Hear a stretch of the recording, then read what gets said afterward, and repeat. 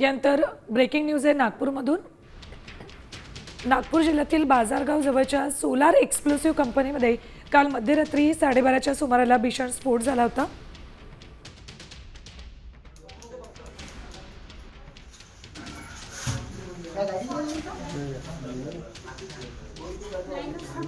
एक्सप्लोसिव्ह कंपनीमध्ये स्फोट झाला होता, त्यात एकाचा मृत्यू झाला तर 17 जण जखमी झालेले आहेत।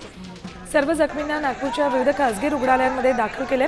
4 जखमींची प्रकृती चिंताजनक आहे, त्यांच्यावर आयसीयू मध्ये सध्या उपचार सुरू आहेत। रात्री 12:30च्या सुमाराला ही दुर्घटना घडली होती। या कंपनीमध्ये आरडीएक्स तयार केलं जायचं।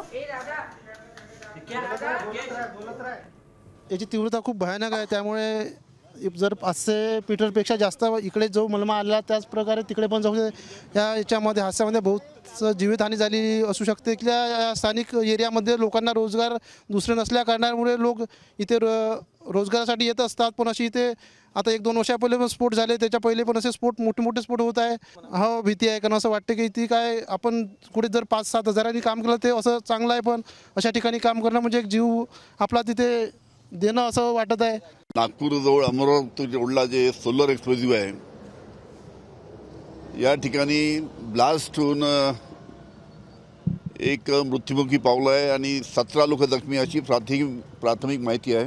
4 लोक आयसीयू मध्ये आहे आणि बाकी लोक काही लोकांचे फ्रॅक्चरवर झाले आहे। तिथे राज्य शासनाने सुद्धा लक्ष द्यायला पाहिजे की प्रत्येक एक्सप्लोसिव्ह फॅक्टरीमध्ये सेफ्टी नॉर्म्स व्यवस्थित पाळले पाहिजे, जेणेकरून अशा दुर्घटना आपल्याला टाळता येईल।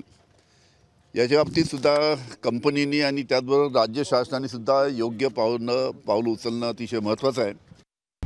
आता isakal.com आहे देशातील नंबर 1 ची मराठी न्यूज वेबसाईट। प्रत्येक अपडेटसाठी isakal.com ला नक्की भेट द्या।